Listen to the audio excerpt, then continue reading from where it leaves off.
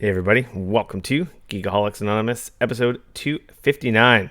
I'm your host Rico, here with my co-host Cody. Dan Cody, and I get together once a week to talk about video games, TV, movies, and or whatever the hell we like. Primarily video games. Welcome everybody to this episode 259 on this fantastic June 17th, 2020. What is it? After PS5 reveal, the world has changed. By the time you're listening to this, actually no, not by the time you're listening to this. Last of Us 2 is almost out for all the plebes. Actually, the embargo's up sooner. It's like super early tomorrow. Yeah, it was weird. They decided to change it. For whatever reason. Yeah, I don't know either. Anyway, welcome everyone. Like I said, episode 259. If you've never been here before, we usually start the show with the BS section, which we are knee deep in. Get into some housekeeping. What you've been playing, where Dane and I give a little rundown of the games that have been occupying our little valuable free time that we have. Get into some news and stuff, public service announcements, and free for all section, which we ain't got nothing there today. But yeah, housekeeping. Join the Discord server, Geekoholics.com/Discord. That's basically our news group, our forum, our Reddit, our hangout spot, our crack house. What? No, I mean, it's where we party up. It's where we chat. It's where we play video games, voice chat, make fun of each other. Stuff. Make fun of me, post memes, post pics, post deals. Do it. Geekoholics.com/Discord. Other housekeeping. We are a podcast, first and foremost, though we have started streaming the last few months on twitch.tv/Geekoholics. If you are catching us on Twitch or on one of the replays on YouTube, we are a podcast. Subscribe to our podcast, where all podcasts are sold. Well, they're not. They're free. Apple, Google, Spotify, we're everywhere. And or if you like seeing our ugly mugs, we're live usually every Wednesday night around 8 p.m.-ish. Again, on that twitch.tv/Geekoholics. With that being said, Dane, do you have anything you'd like to share before we start? Yeah. I mean, did you have a good weekend? How was your weekend? Busy? How was my weekend? Doing the stuff? My weekend was actually pretty good. It was my daughter's birthday. We had her. Look at that. We had her third party. She's 3 already? No, she's 4. But we had we had her third party because she had 3 parties.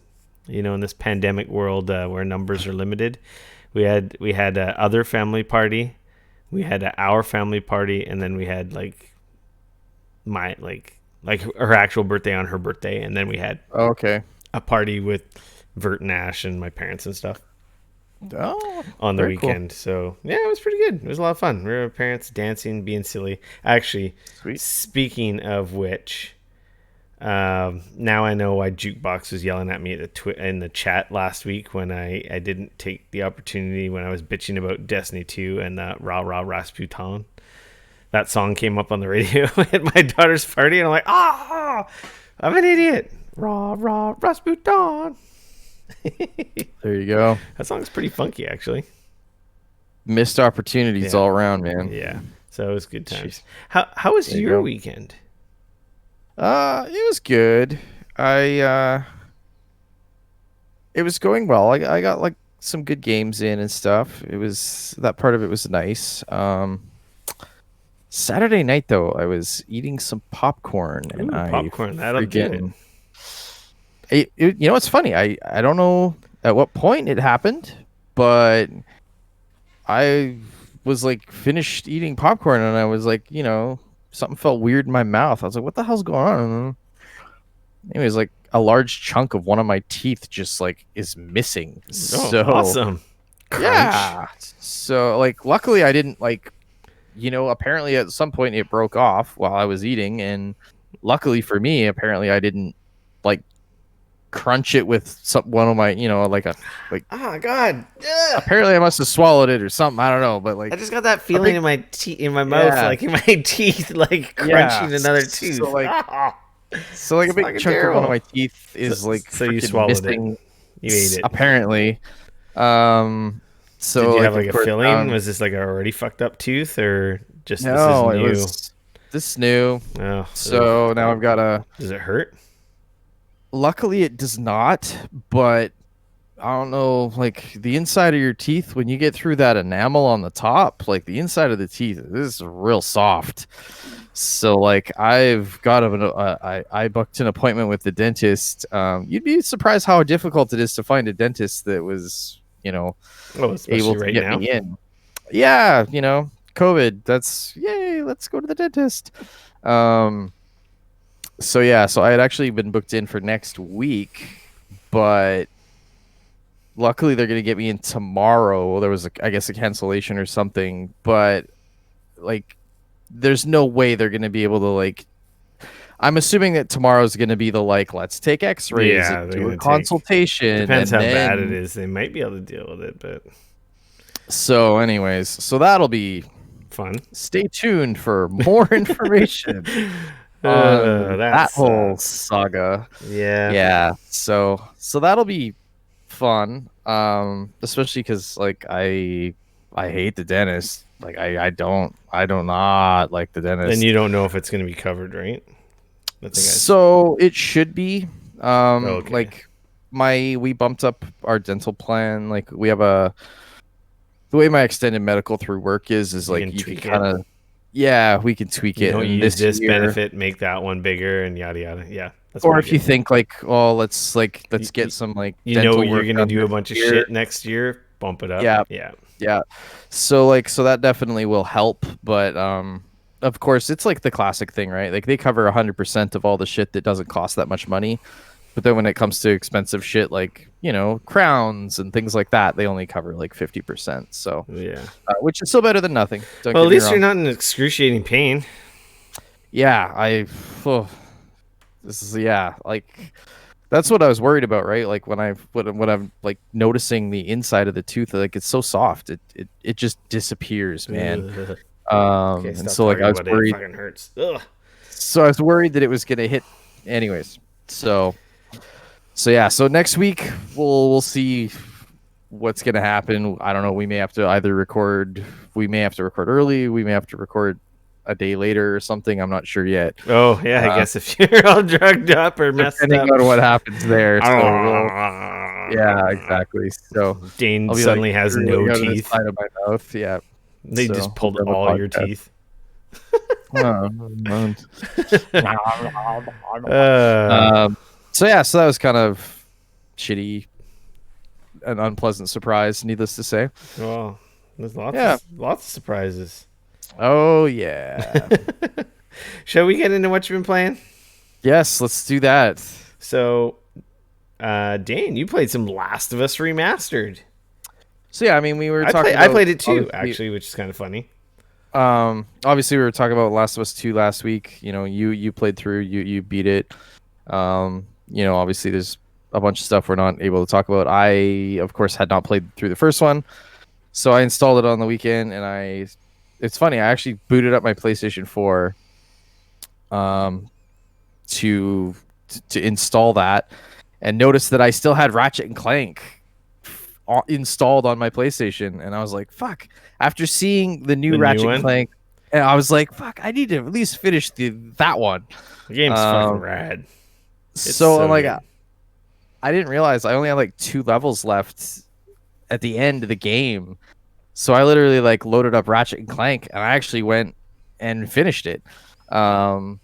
So check that one off my list, get it off my pile of shame. At least I beat it. That game still holds up incredibly well, and it's That game so is visually stunning. Like it's beautiful. it's you like even my wife was like, "Holy shit, this game looks incredible."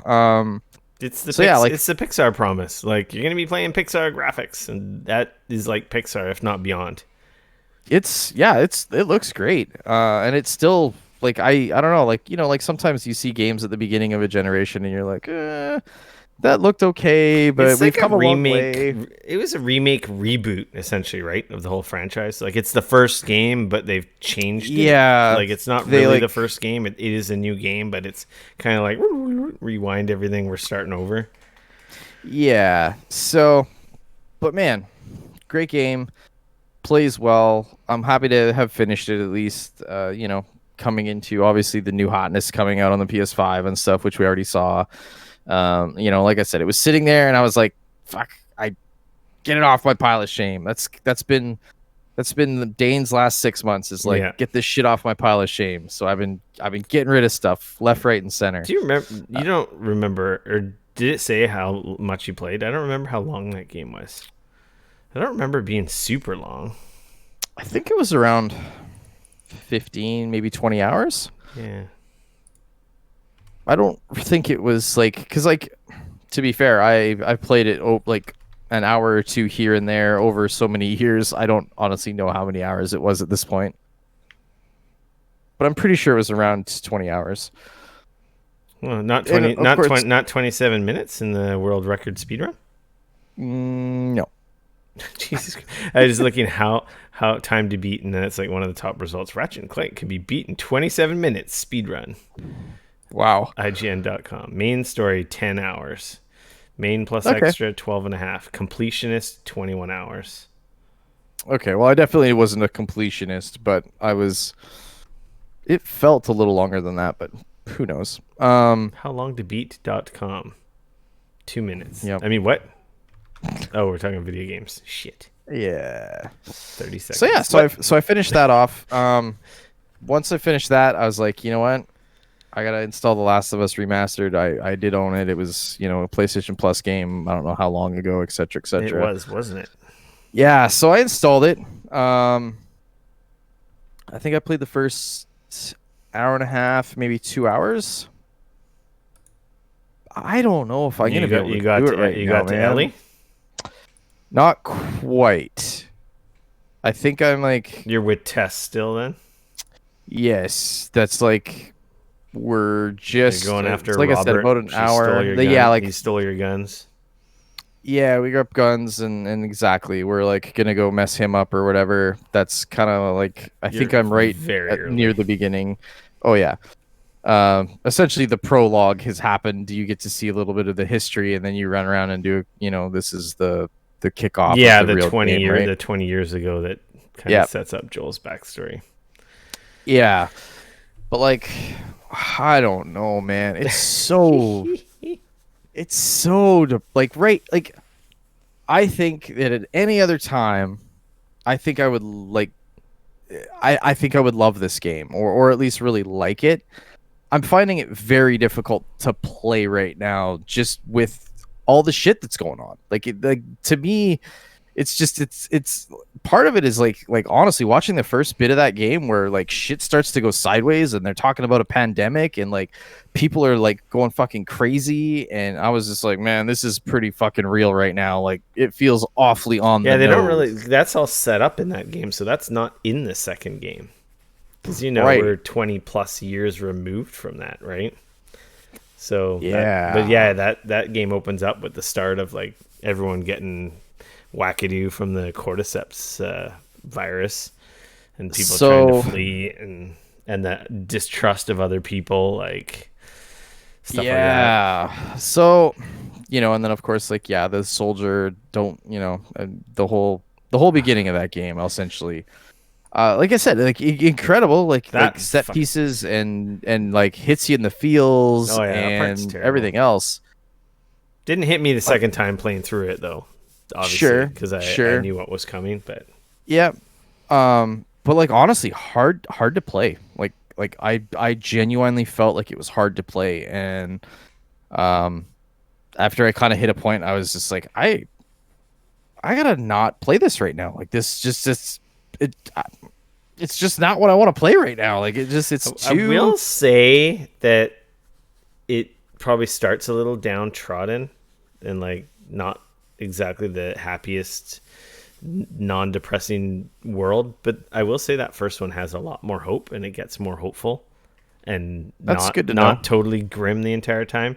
Like you got to get to after you meet Ellie and where the story really picks up, and the motivation for the whole journey of that game. Because I will say, compared to the second one, like there's shitty things that happen in the first game, Yeah. but overall it's like a game about hope and they're on this mission, and then this father-daughter like bonding happens between these two characters that don't know each other. But it's overall it's quite hopeful. You may or may not like the way it ends, which literally sets up the second game perfectly. Had they never made it, because that was a lot of people's like things with Last of Us. Everyone loved it. Great stealth gameplay, the crafting, the survival aspect. It's very tight. It's got a tight loop, right? Sneaking around, killing enemies, limited ammunition, like very Resident Evil-ish. Right? Yeah. Big improvements in part 2 is like the shooting's way better in part 2. Everything in this game is better in part 2.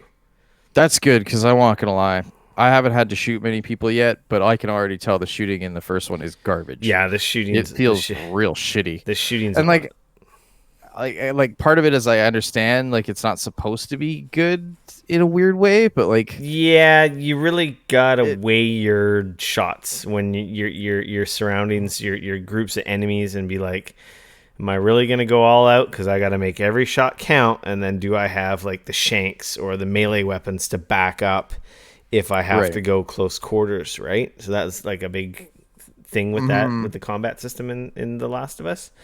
Yeah. And I will say in part 2, the shooting is a lot better. And there's assists too, right? Like if you find it sucks, you can use the assists and stuff as well. There's so I'm not gonna lie, I've just stuck this on easy because I'm just playing through it for the story. No, and I'm planning to burn through it. There's no point if you're not trophy hunting. There's no real point. Like the biggest draw of that game is the story. So I'm definitely gonna go back to it. I'm gonna try and get back into it. Like I shouldn't say get back into it, but I'm gonna continue to try and play some of it. I think right now with the way things are, I just have to take it in small chunks. Just because it's definitely it can feel a little overwhelming in some ways. Yeah, it's a little shorter than the second game. I think maybe that's why that game impacted me more with the tighter story, because it's the second game's almost twice as long. Yeah, like I want to say Yuri, I think on our Discord said it was around like 12-14 hours. I think he said he did like his run through. Looking at the howlongtobeat.com, 30 seconds. Yeah. It says the main story is 14 and a half hours. Main plus extra 17 hours. Completion is 27. So I guess that's if like you're doing the trophy runs. Right. It took me 26 to beat Last of Us Part 2. Yeah, I've heard the second one is quite a bit longer. And I did not. I'm missing a lot of collectibles because after you beat it, you can kind of get an idea of what you have or haven't missed. Right. There is no. What does it say? It doesn't say. They don't have stuff on that one. But it took me 26 hours. Because I don't know. Like we talked about Last of Us Part 2 last week. Yep. And Teacup was like asking me, he's like, "Why didn't you give it 10?" Because you talked really high up about it, and could have seemed like it was a 10 the way you were talking about it. Yeah. And I'm still split on that. Like, I think the reason I didn't give it a 10 is just because it's more of the same.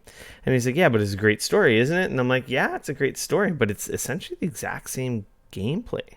It's tighter. Yeah. It controls better, and there's a few tweaks. But it's, they added a couple things with the open worldy areas, the horse riding. Yeah. There's more swimming. There's better swimming than the first game. And the story is fantastic, but it is, I don't know. It's more the same. Last of Us is a fantastic, amazing game. Top tier storytelling, top tier presentation. It's Naughty Dog. It's amazing. Part 2 is more of that, but I think because it's just more of the same, and they didn't change enough, or that it dragged on too much, or there were some parts of the story I didn't like in part 2. I think that's why, like I didn't feel good when I beat that game. Well, I mean, Neil and I know the guys at Naughty Dog have said the second game is a revenge tale, right? Yeah, it's a revenge tale. It's a commentary on violence. It covers that, that cycle of violence. Yeah, an eye for an eye, the world goes blind. Yeah. What do you really accomplish if you do get this extreme physical violence or murder revenge on someone that's wronged you? Like we kind of talked about it last week. Nothing really changes. Yeah. No one comes back. We know none of us have ever done it, but we see it enough in media over and over that every time someone commits revenge in art forms or whatnot, they're never happy after. So it doesn't, what you think is going to happen doesn't happen. It doesn't fix things magically. No. It's a big commentary on violence. It's a commentary on seeing events through other people's eyes, or just how it spins out of control when you're just trying to do one thing and then all these other people are affected, purposely or not even, or by accident. And then just like, oh, well, fuck. All this horrible stuff happened because I wanted this, and then I got this and didn't now fix I feel it, like a real selfish asshole because and there's a lot of relationship stuff too. Like it's it's an awesome game. Yeah. There's a couple things I didn't like about it, and I think I wanted more because the first one was so kind of, when it first came out. See, like it's kind of weird because you're playing the remastered now after the fact. Sure. Like 7 years later now, literally 7 years later. And yeah, because that game came out on the PS3. Yeah, 2013. Towards the end. Yeah, it was right at the end of the PS3's life cycle, but still, like, yeah. And this game looks part 2 looks fucking fantastic. Like, don't get me wrong, the remastered one looks great, looks good. The 60 FPS, it plays so smooth. You can definitely tell it was like a PS3 game that they've and it still looks converted. It still looks pretty stunning. No, it does. But then when you play part 2, you're like, holy fuck. Like, it's like playing any of the like Uncharted games and then playing 4, right? Yeah, it's like 4 looks so much better than the other ones, even though they're remastered, right? But it doesn't get a 10 just because it's the best looking game in the world, right? No, it's the content, it's the story, it's the journey. It's got to be a whole package, right? Yeah, I had some ups and downs with the story. Yeah, and again, I think the problem is that it is too long. There's a couple sections of the game that I think if they cut it out and the story was tighter, because it loses its way. It loses its way a little bit in the second half. That if it hadn't done that, then I probably would have given it a 10. Yeah, that's fair. But overall, it's still a fucking fantastic game. It's a must play. It's a masterpiece for PS4. Like, fucking play it. It's a fantastic game, and it's gonna make you feel some shit. And I'm so, after beating it, I'm just so conflicted. Like, I'm angry. I'm fucking sad. I'm really, to be honest, I'm quite depressed. It still hasn't sat with me well, like the events and the ending of that game. Yeah, and I mean, I think that's by design, right? Yeah, like, it absolutely is. But point. I guess, and then you hear me talk like this, and the effect that it had on me, it's okay. Maybe this game was a 10. So, like, how I've heard, I've obviously listening to some other people talk about it and stuff, and like one of the ways that like somebody else kind of put it was like they played through, and people were asking like, do you like it? Like, are you having fun? And he's like, no, not really. I'm not really enjoying it at all. Like he's like, but I'm compelled to keep playing. Like he's like, I want to see where it goes. I'm like, I'm hooked. I'm gripped. He's like, but it's not what you would consider like a good time. Like it's one of those things where, that it's affecting him, but it's not in the like happy-go-lucky like how we normally kind of think of like games in a lot of ways. I enjoyed my time with it and wanted to play more. Sure. But because it's such a crafted story, you're not necessarily doing what you want to be doing, and you're doing some very brutal things and violent things, and it's like, I don't want to be doing this, like, or like, let's just end it. Just stop. Let's just give up and roll over. Like. So it's fantastic in that it does, like, there is one point in the game, and obviously I can't fucking talk about it, and I will say it's one of the, besides, like getting emotional with games where I want to cry, or I get kind of Sure. teary, or I get really angry. Like there's been like game, Yeah. there's literally a handful of games that have ever have emotionally touched me, right? Yeah, yeah, for sure. Because it's a hard thing to do. It's a video game, right? Everyone's Yeah. different. I think as I've gotten older and I have more empathy, this stuff, I've become more emotional with video games. And Oh, there is a absolutely. point in this game where they do something that is so like, I did not. They force you to do this thing, and you don't want to do it, but you have to do it to progress. And it's like, I've never felt that before. Like, it does some awesome stuff. Like, don't get me Mm-hmm. wrong, Mm-hmm. but it's like they've done this to us before. So Right. I think it's more. I think my issue is more just the length and that they lose you a little bit. Like there's some really Right. fantastic highs, and I wouldn't say there's really lows. There's just these like drawn out parts that just like, this is so unnecessary. This whole section is just pointless. And then where the way the story ends and goes, it really kind of makes a couple sections in the second half like, that was Yeah. all for nothing. That was just fucking Right. filler. It was just pointless filler. But I almost wonder if that's part of what they were like if you're trying to like pull an emotion out of people, I wonder if that's part of like that was part of it though. You know what I mean? Like that's kind of part of the journey. Like that's an emotion that they wanted you to feel.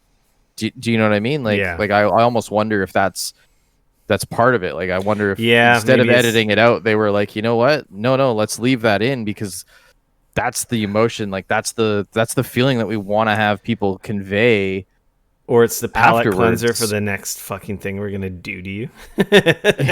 Yeah, or maybe The that next too. fucking shithole Sure. we're gonna drag you through.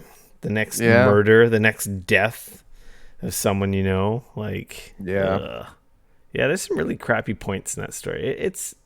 It sucks, but it's so good at the same time.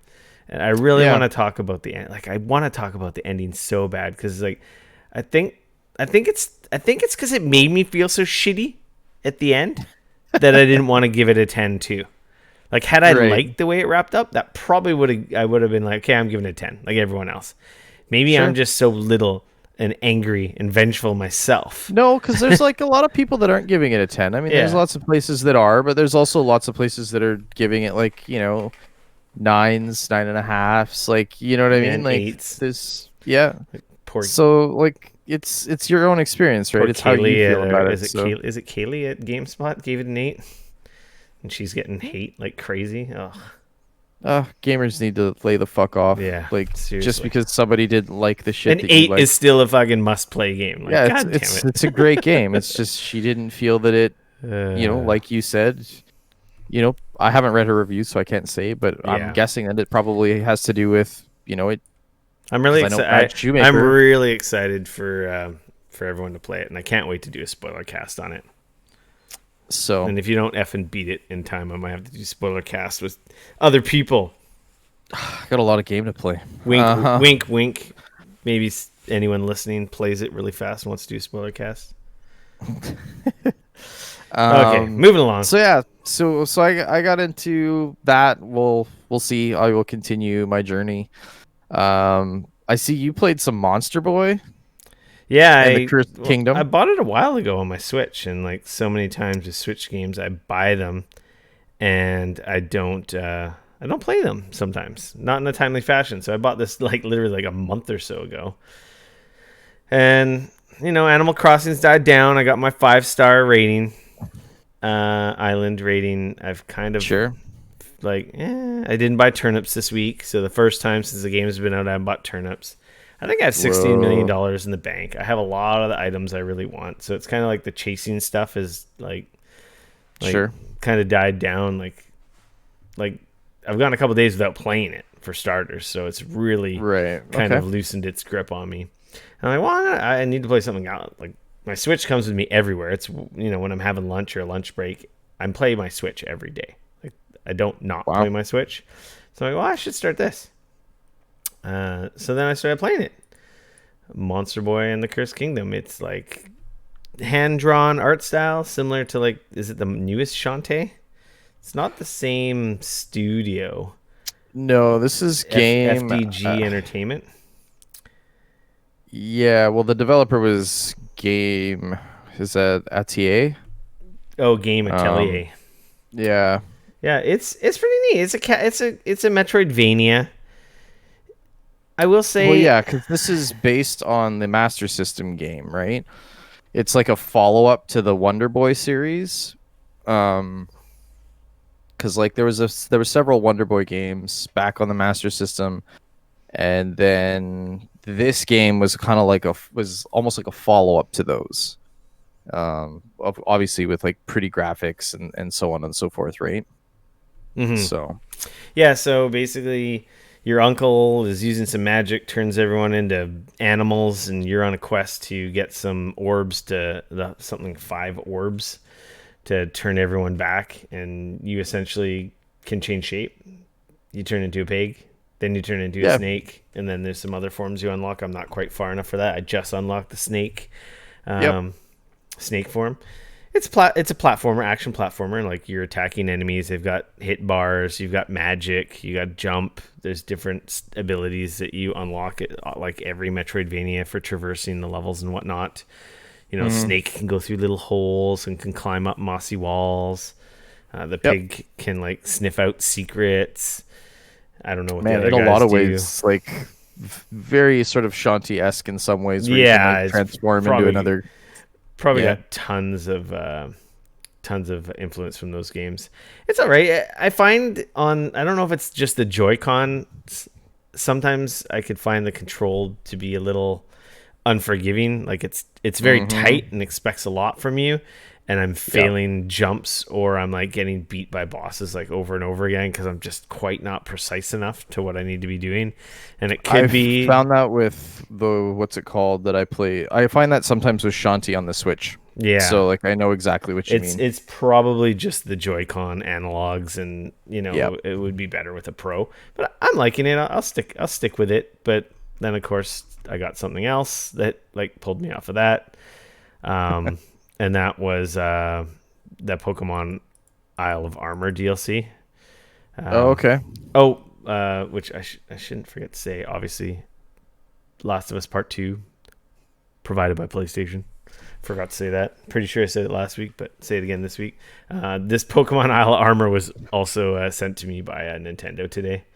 They so graciously surprised me with like, "Hey, do you want a code for this?" I'm like, "Oh yeah!" Sure. Like Why as our not? Discord had chatted, there was some suspicion of this coming out today because there was a Pokemon event, which we'll talk about in news. But it was like dated on Right. the eShop for the 30th, so I'm like, oh, I don't need to worry about fucking that expansion. It's not out for a Hmm. couple weeks, like 2 weeks from now, whatever.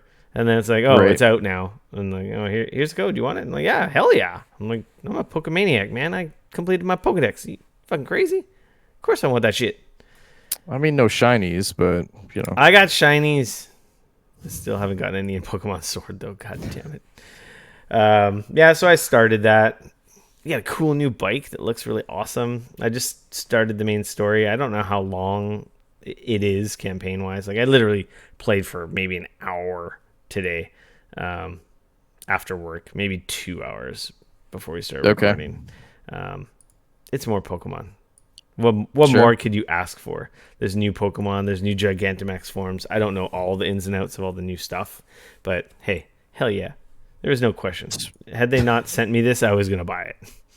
Right. You were gonna play regardless. Oh, of So course. yeah, So fair that's enough. Fair enough. kind of exciting. I'll have more to say about that next week. And then you played a couple new things, Yeah, I mean, I'm couple new I, old things. on the whole finishing getting some things off my backlog. Uh, also, sort of spurned by the PS5 stuff. I was like, fuck, I gotta finish Spider-Man. You never I have beat this Spider Man? bad Well, I have this bad habit of games that I really, really, really like. Some of my favorite games take me the longest to play because, like, I think subconsciously it's like I don't want them to end. So I'll get like three-quarters of the way through and then I'll just kind of stop. And it's not that I don't want to play them. It's like subconsciously I think I just don't want them to You end. don't want to So get like I disappointed by the ending or depressed. or I just don't want it to end, right? Like because I'm enjoying it so much. which is ironic because then I'm not playing it. So, anyways, it's like I said, it's a whole head thing. So I was like, you know what, fuck it, I need to finish that. I need to at least finish the story and stuff. So I've dove back into that. I think I'm 70. I'm around 75% of the way I don't done. I think remember on the my story. completion rate on that one when I beat it. I didn't 100% it. I've Oh no, been I'm talking meaning. pure. I'm only talking story. Oh, There's like story. a yeah. It tells you like story progress is Mm, specifically like in it. It says like story progress. 50%, 70%, whatever. That's purely story. It doesn't include all the side quests, any of that shit. It's just story. yeah, Um. I did a So bunch yeah. of side stuff. So I'm about, like I said, around 70. I think it's around 75% done. Um, so I'll, but it's easy to get sidetracked in like this little side quest and this little thing over here. So I'm trying not to get too sidetracked, but I'm still doing some of the side stuff, if that makes sense.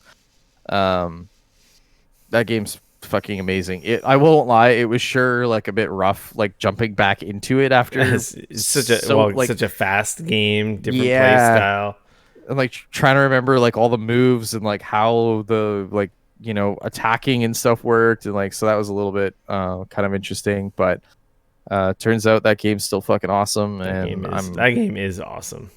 I will hopefully finish it probably this weekend. I So gotta get a fuck. I've been meaning to go back to the game and get the platinum. I thought you got the platinum in Spider-Man. No, I got the platinum in God of War. The one in Spider-Man's not too bad. I thought for some reason that you did. No, I'm close. Huh. I don't know why I didn't. I just obviously Interesting. that came out September. There was a new Destiny. There was more new shit. I didn't, Yep. and I didn't get back to it. But that game is fucking awesome. Yeah, it's so good. So I'm loving that. Again, it's like I said, I'm hoping to finish it, at least the story. Probably this weekend, judging by, like I said, roughly how much I have left. We'll see. And then my wife, she finished fuck. Dragon Quest Builders 2. She platinumed Dragon Quest Builders 2. So she was kind of looking for other stuff to play. So I was trying to go through like my list and like my games across the systems, and I was like, what might be a good thing for her to play? Yada yada yada. Came across Viva Pinata, and I was like, oh, she might like that. Like that's kind of like, it's little simmy, little something or other. Like to be fair, I never played it back in the day. It was one of those games that when it came out for the 360, like I don't know, it just wasn't a game that I was necessarily wanted to spend my money on at the time, and I didn't really know enough about it. Like, anyways, so You're we playing it both, on Xbox One. Is it a remastered yeah. version or? So I'm playing the rare replay because I've got the rare replay. Okay, so it's the rare replay version. So I think I don't know if they've like did much to it besides just making it run on an Xbox One. I think it might get a little bit up res. I'm not sure. It seems I like I think runs it looks pretty good. Yeah, I think it so, looks better and plays better. So, but yeah, so started some Viva Pinata action. That game is real good. Yeah, people That's really love it. that's a game that you could lose hours and hours of time to, man. It's like a sim game. It's a And like the Pokemon whole game. kinda, yeah, like the whole You idea mate for anybody animals. like me who kind of had no idea what the fuck that game is. You essentially get a big plot of land, and they're like, okay, this is your garden, so plant trees, uh like dig holes, plant grass, build like animal houses and stuff like that. And essentially the whole point is to try and get the piñatas, which are like essentially animals, to come live in your garden. And like you build, so like you start off with just this empty plot more or less, and you get a shovel and you go whack the dirt, and like then you plant some grass, and next thing you know you got worms, and then the next thing you know you get birds, and it's a whole circle of life thing going on. You lure them by growing certain crops, and Yeah. Then And you so gotta then the do. next thing you know, you got apple trees that are growing, and like those, of course, bring apples, which then bring a different kind of pinata. And then when you have one type of pinata eats other types of pinatas. But straight up, let's be honest. You know what this game is? This is a pinata fucking game. Holy shit. The whole point of this game is to get pinatas to fuck. It is like they I don't know how, like, honestly, like this game is rated like G or whatever for like every, or E for everyone.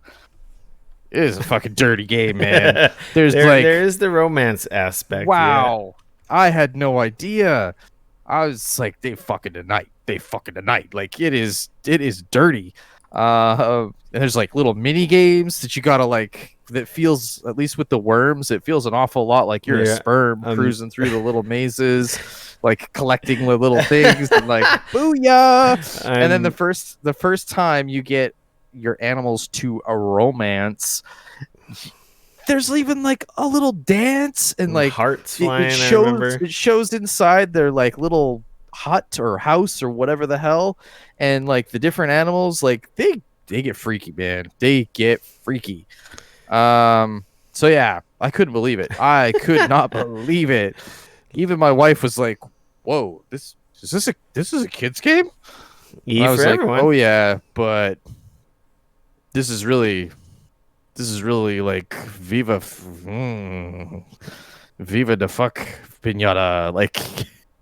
Because like that's the thing, right? Is the whole point of the game is to get these pinatas to make the love, Yeah. and make more pinatas, so that then you can put those pinatas in a box, and then you can sell them to some person somewhere else and make some money to get more pinatas to bone.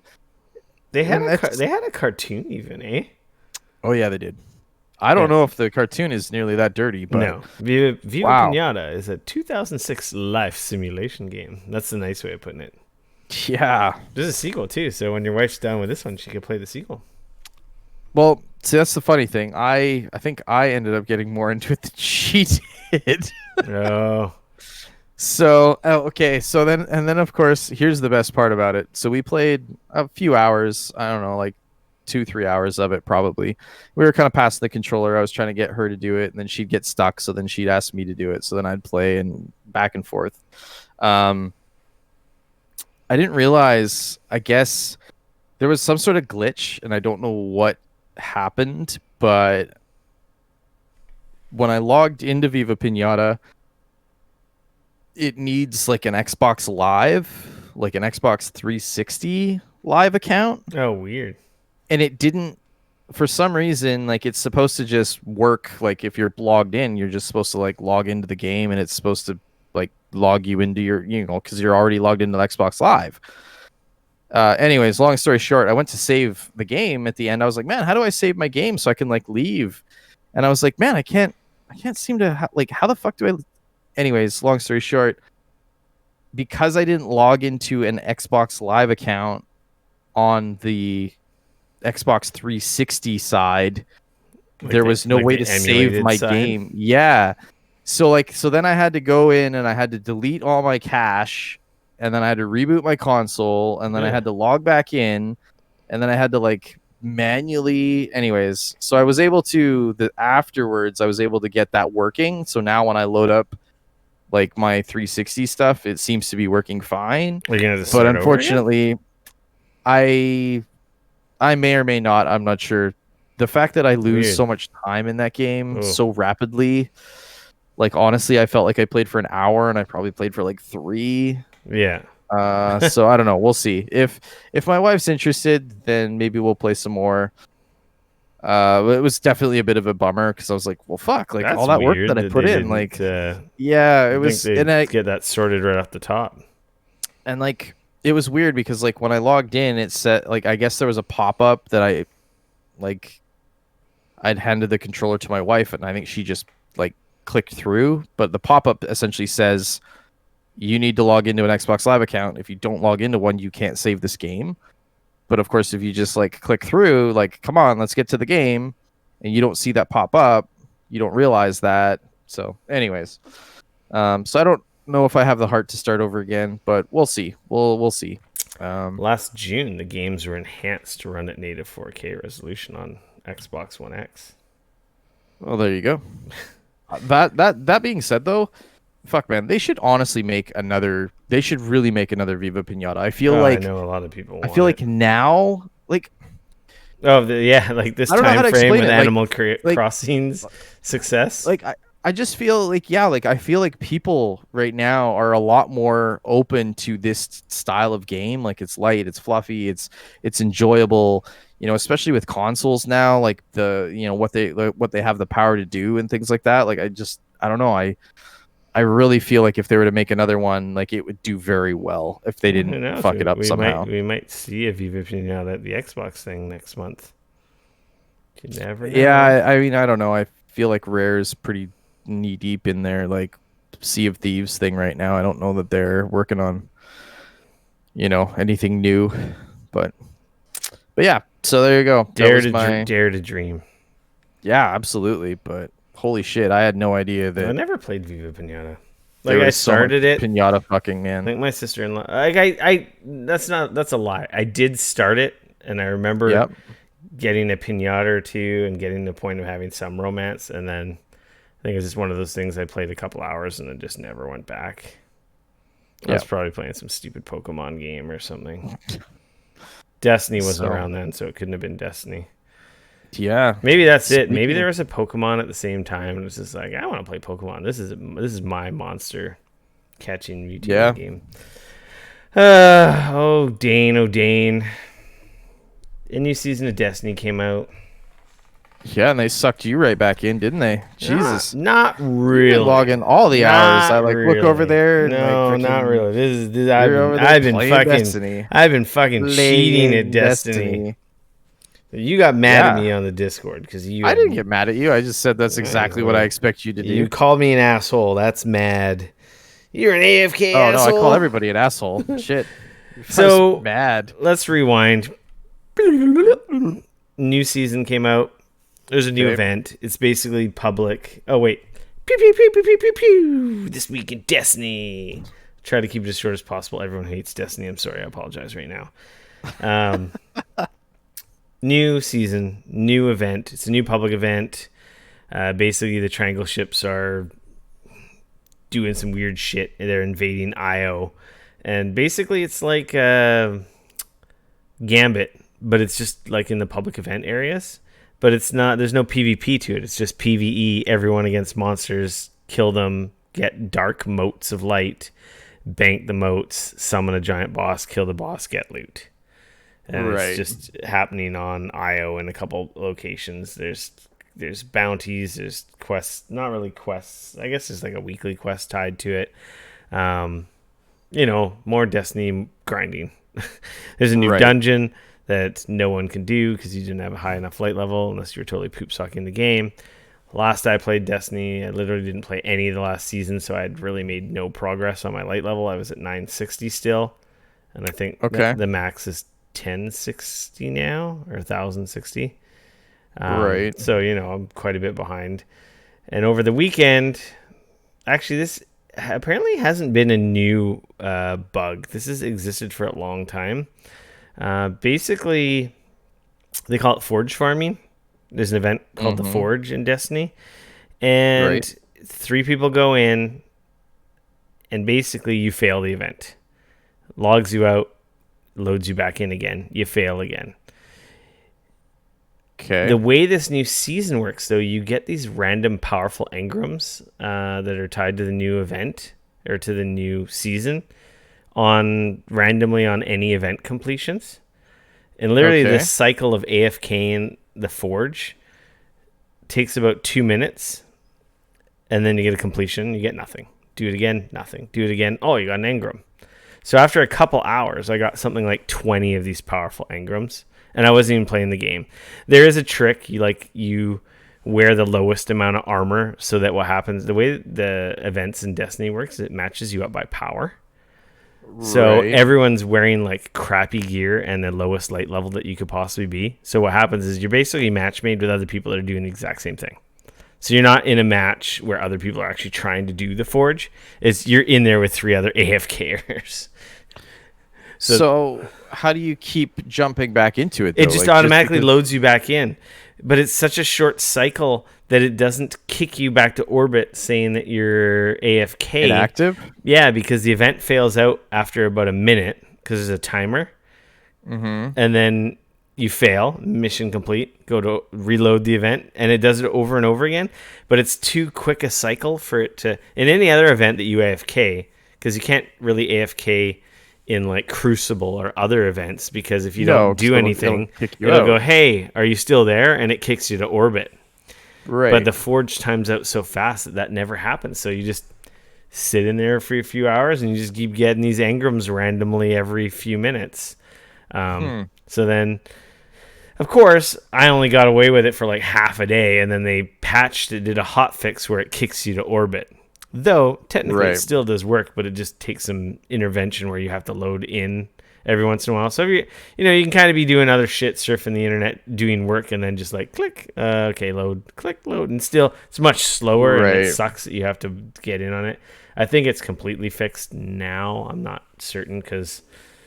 But anyway, I went up like almost 50 light levels, and Okay. assholes had I learned about this last week, I would have been max power level, First you would have been. which sucks because I kind of want to play that new dungeon, but now I'm 107 or 1007 power level.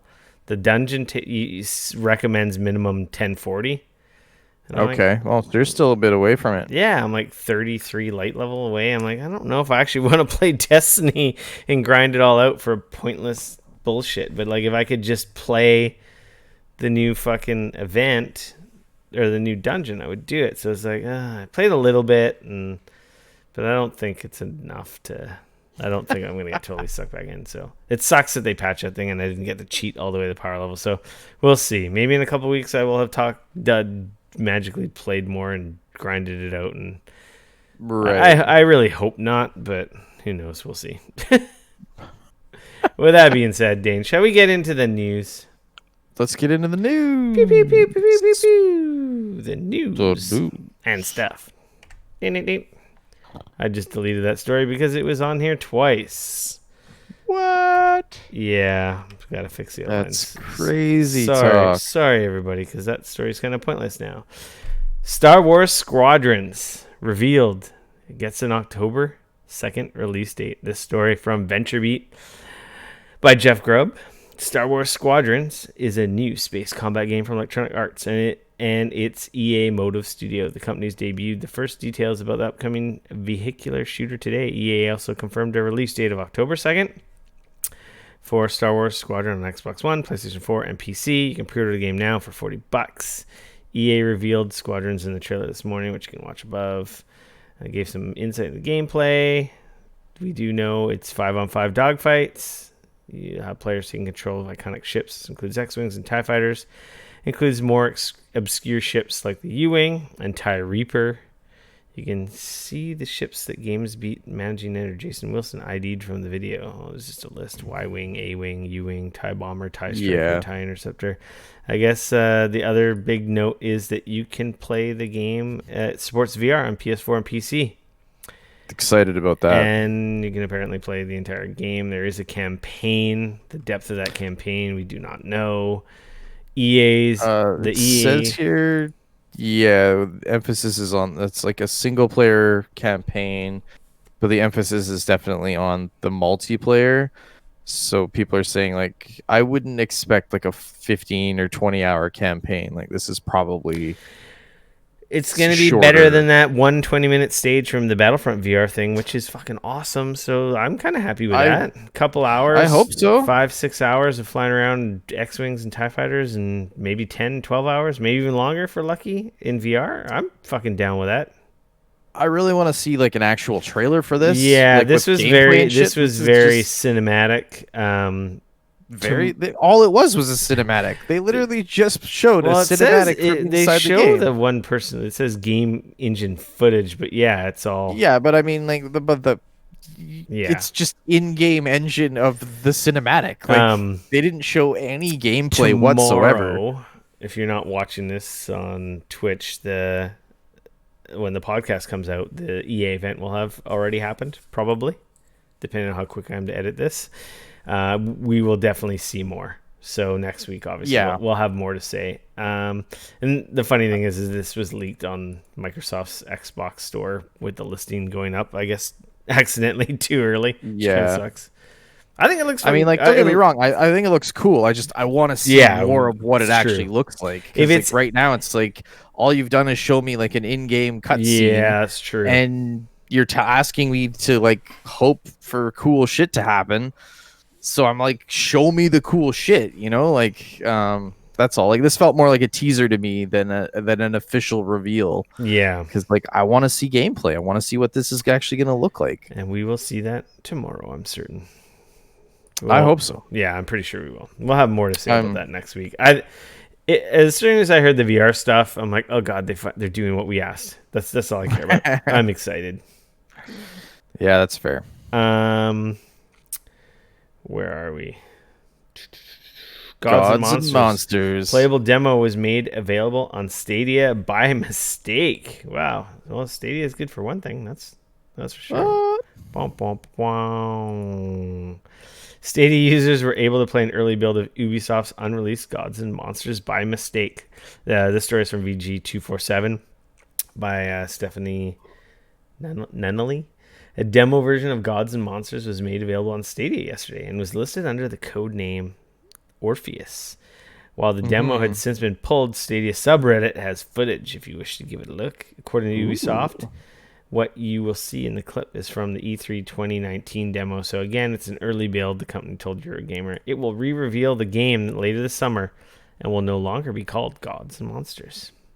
Spoiler alert, those have all been taken down, by the way.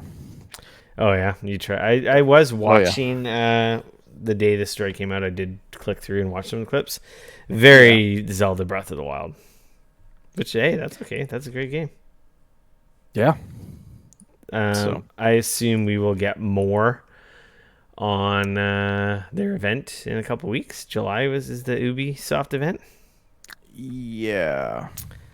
It's gonna. Yeah. I'm kind of surprised. Like, you announce a game called Gods and Monsters, and then you evolve, but you change the name. You're gonna quote unquote re-reveal the game later this summer. It's kind of interesting. Like, and I apparently, like, they say here, much has changed since E3 2019 in terms of features, tone, art, and character design. And I hope not too much, because I can honestly say, like, I really liked the look of Gods and Monsters. Like, I liked the art style. I really, like, it was like bright. It looked kind of like, you know what I mean? Like, I thought it looked really cool. So, but anyways, I hope they just kind of keep, like, everything doesn't need to be super dark and angry all the time. Like this kind of had a cool vibe to it, and I hope they, I hope they kind of kept that, but we'll see. This next story by Eurogamer, by Wesley Yin Poole. Torchlight 3 is out now on Steam in early access. I believe this was part of, like, the PC Gamer show on the weekend when they showed it, and then they're like, hey, by the way, you can get it now. Yeah, there was a big, like, I didn't really put it on here. Like, we're kind of covering a bunch of, obviously, the big stories that came out from it. But there's a bunch of shows this weekend. There's the Guerrilla Collective stuff. There's the PC Gamer show. There's the IGN summer stuff.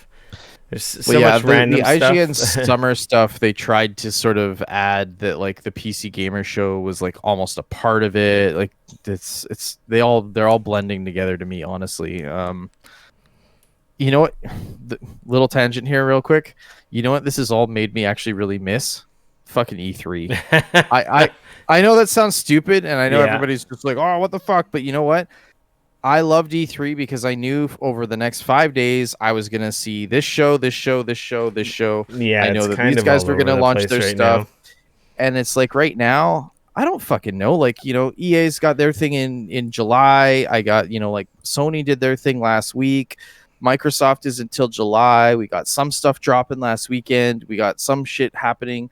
Like, it's all over the fucking place. And I don't feel like I do think that there is something about that much news coming out of one place at the same time that makes the entire world turn around and look at what's going on at Makes it a little E3. more digestible. I will Yeah. say that the PS5 reveal event had something like 80 million views, like viewers across all sources, all streams, and I mean, that doesn't surprise me at no, all. it's apparently like the most viewed reveal. It's like crazy numbers, and that, to be honest, I posted on Twitter. I'm like, well, this kind of highlights the fact that we probably don't need E3 anymore because from the big guys, they're getting the eyeballs without spending tens of $1 millions for press conferences. They don't give a shit about the But PC Sony Gamer wasn't going to Show. be at E3 anyways, right? Well, that's true too. They're that's the they're not thing. at Like, E3 so anyway, so that just highlights the fact that if you build it, they will come. It just kind of, I think it hurts more the indies and the smaller companies and the smaller titles that they can't latch into the big shows that attract a lot of attention from Sony and Microsoft. Do you know what I mean? yeah, And but like, I think Nintendo's part of it platform. too, though, is like when you have that much stuff all happening at Well, E3. and yeah, it's all over the place. It makes everybody kind of look at E3, and so like things that you might normally miss, because like let's be honest, like you and I, we both get a shitload of fucking emails Oh, from God. like Too many. like about games, like so many, dozens and a day. like exactly. Some days I like look and I've got like 30, 40 emails in, I in don't that even email. I don't even look at them. I literally, most of the time, they just build up, and then when something gets my attention down the road, I do a search in my inbox, and then it's like, oh yeah, they reached out to me. I want to get more information, or I want to talk to them about that game, and it's like Right. I have it. It's like they're in my black book almost. But like the so kind of that's what like my point though is like in a weird way, like having everybody staring at E3 for 5 days, it's like those things that would normally pass me by because I'm looking at all of the crap coming out of E3 all the time. It's like I see a lot more of that stuff. Yeah, I want. Um You know what and like I want to say? so I actually think that there is definitely something to be said about putting everything Well, that's together. it. If these guys got together and did all their stuff on the 3 days, one after another, taking their turns, it probably would have Right. been more effective. Because I'll tell you, between all these streams, they only had like tens of thousands of viewers, like nowhere near as many viewers as the main E3 stuff does. So the PC Gamer Show was broadcast on Twitch as well as YouTube. I can't say for the YouTube, but there was I assume that one 80,000 was the biggest of them all. There was 80,000 plus people watching the Twitch stream. But So- that's tiny. Had it been like bookended by the other, and Ubisoft, the SquareSoft, and EA. Sure.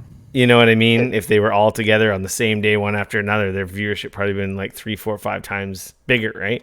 Except for you had them at the same time as IGN was doing shit, at the same time as someone else is doing some shit, and it's like, Well, I mean, luckily the Guerrilla Collective was first. Like it was before it, so at least they weren't overlapping. oh, but it was also every day, right? But the thing is like different channels, different locations. Like that's the other thing, right? Is like I knew, okay, go to PC Gamer on Twitch and like I can watch that show. But now I've got to go to a different channel over here on Twitch to watch the Guerrilla Collective stuff. And then I got to go to this other channel over here to see the IGN stuff. And it's like, yeah, it's all over the if you're not place. keeping up with it, it's like, where the fuck is everything? Oh, and how do I, you know what I mean? Like as somebody trying to watch this it all. Is what I really thought Keeley's whole thing was he was gonna unify all this, and I'm not getting that vibe at all. No, I mean, I'm not either. He's just tagging his name on all the events, like. And I mean, like, who knows? Maybe he was involved with all of them to at least make sure that they didn't overlap at the exact same time. Because like that is like I said, that is the one thing I will say is like the Guerrilla Collective did go first, then the PC Gamer Show, like so that there wasn't any overlap in actual shows, but it's just there also wasn't, like, it just doesn't feel, like because like let's be honest, when you have E3, you've got Twitch, you've got GameSpot, you've got IGN, they all go to E3 and they run like stage shows and stuff. Yeah. And they just run content all day. So at the end of the day, if you want, all you've got to do is like tune into one of those guys' stream and you could catch tons and tons of different Or there's news like a wrap as the up, day goes like on, a right? day wrap up, right? Sure. And that's a great way to see what kind of happened that day. And So I'm not getting any of that. Speaking of this whole too much shit all over the place, Steam's Summer Game Festival is now on. Oh, I know. There was like 900 demo games. Features over 900 playable demos. So this story from Eurogamer by Matt Wales. 900. So literally, hey, who wants to put up a demo? Like, yeah, there's some new demos in there of like some highly anticipated. Well, I don't know if it's highly anticipated stuff, but it's literally like Steam just like, hey, everyone, we're just gonna have. You want a demo? You want like this is lots of this stuff is old stuff, like nothing new. I guess it's cool, but like maybe these existed already. I don't know. If you're curious, I feel like it would be more impactful if it was more curated, though. 900 is too many. Yeah, but I mean, again, if you're interested in certain things, like it you know, it's cool that you're able to then look and go like, oh, that thing that I've been maybe thinking about buying or whatever, I can try it. You know what I mean? Like, I definitely see some value there. Sorry, in our last story, the whole point is that Torchlight 3 is available in early access now. You can get it on Steam. You know, surprise. There was kind of a surprise drop. Again, it is early access. It sounds, from some people that I know that have played it, does seem a little rough around the edges. But I'm still kind of excited because I did enjoy the last couple Torchlight games. I played the last two. I like them both. I'm not really in the mood for a Diablo game right now, but speaking I of the reached out, but as of yet, they're not. Speaking of the PC Gamer Show and Steam, this also was revealed on the PC Gamer Show that Persona 4 Golden is on PC. This story from Mike Minotti from VentureBeat. I don't know, not much else to say. It's out. Greg Miller showed up in the middle of the PC Gamer Show, and he was like, "Hey, here's this game that I love that is now available on Steam. Go get it now. $20. I think I've seen it discounted in a few places, like bundle. If you're a bundle subscriber, there's a discount. And I contemplated. I'm like, I'm not gonna play it. I already beat it on Vita. Do it, but I kind of want to have it on PC because it's such an awesome game. Like that's the only reason I want to own it because it's such a great game. Right. They are doing a digital deluxe version for $25 American. That includes the soundtrack and a digital art book as well. AT&T is looking to sell Warner Brothers Entertainment. This story from VG247 by Stephanie Nunnally. Looks like Warner Brothers Interactive Entertainment is up for sale. According to a report, AT&T is looking to sell Warner Brothers Interactive. The report states the company is looking to sell its gaming division for $4 billion, and that Activision, Blizzard, EA, and Take-Two Interactive could be potential buyers. Warner Studios include Rocksteady Studios, NetherRealm, Avalanche Software, Monolith, TT Games, and WB Studios in Boston, Montreal, New York, San Diego, and San Francisco, and the developers behind the Harry Potter universe. This means the purchaser would have access. Portkey Games, by the way.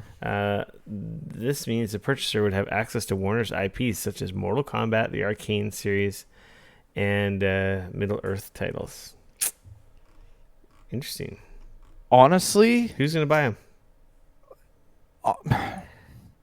This to me is the most okay. So, for anybody who doesn't know, AT&T bought Time Warner in 2018, and like this is Warner Brothers Entertainment, like interactive entertainment was part of that deal. So now AT&T is looking to offload. Yeah, they just want the TV shit. They don't want the video game studios. This is the dumbest fucking thing you could do. Like who?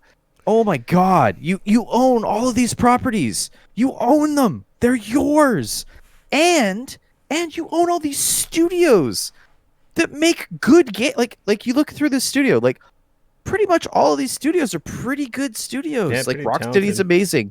NetherRealm, like freaking Mortal Kombat, Avalanche, the Monolith. Lego holy games. Shit!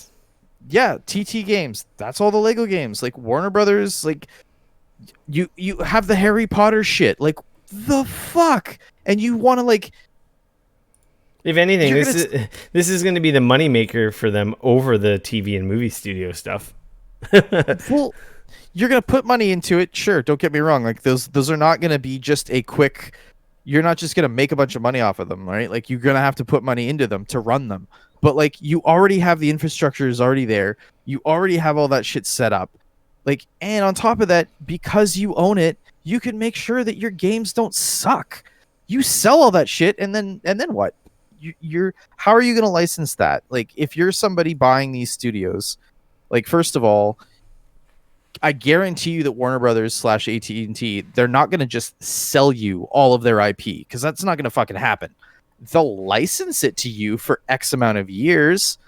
So you're buying $4 billion worth of licensing deals. Eventually that shit's going to end. Like, who in their right fucking like, it's so dumb.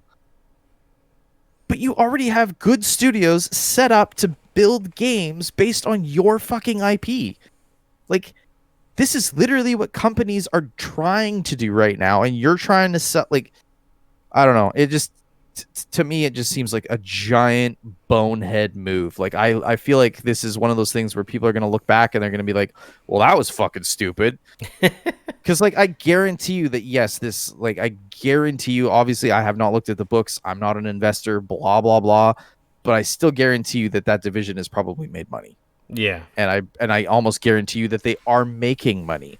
Like, just their mobile division alone is probably making money. Like, you got how many Harry Potter games and shit out there right now? You've got, like, it's just, you got how many Batman, you got how many Lego games? Like, Jesus Christ, like, you cannot tell me that division is not making money. Like, like I said, I heard this news and I was just like, obviously I don't think that Sony is in a position to buy them if they were smart. Like, who wouldn't? Like, if you're Microsoft or you're Sony, like, and again, to me, it would be like a no-brainer. Like, fuck yeah, buy those studios. But the thing is again, I guarantee you that AT&T is not going to sell you exclusive rights to build those games forever. Like, it's going to be a licensing deal. So then at that point, what the fuck are you buying? What are you paying $4 billion for? Like, you know what I mean? Like, because they're not giving you Batman. They're not fucking giving you none of that. Like, again, even if you've got the exclusive rights to build those games, they still own the properties. Like, I don't know. And hey, to my knowledge, AT&T, Warner Brothers has not come out and said anything about this. But, like, if this is true, somebody needs to seriously, like, have their head give their head a shake and, like, think long and hard about, like, what the fuck you're doing. You know who I think who would step in and buy? I think Microsoft would do this. Oh, I mean, Microsoft's got the money. Like, they're a $1 trillion company. Like, they have the money. Pockets. They have what's the $4 billion to them right now? Like, yeah. Fuck, who cares? They have the money, and then they could, like, stack their exclusives. Like, but again, and again, I don't know what this would even look like, but, like, how can you make an IP like this worth $4 billion to you? Like, you think about it. Disney paid $3 billion for freaking Star Wars and Indiana Jones, and they actually own that fucking IP. Yeah. So you're going to try and tell me that you're going to sell all of these studios to somebody else without the actual licenses of all of those properties? Like, sure, you're going to give them the exclusive license to build games on them, but, like, Warner Brothers is still going to be, they still own DC, so DC's still going to be writing comic books. They're still going to be making animated films. They're still going to be making movies. They're still going to be making TV shows.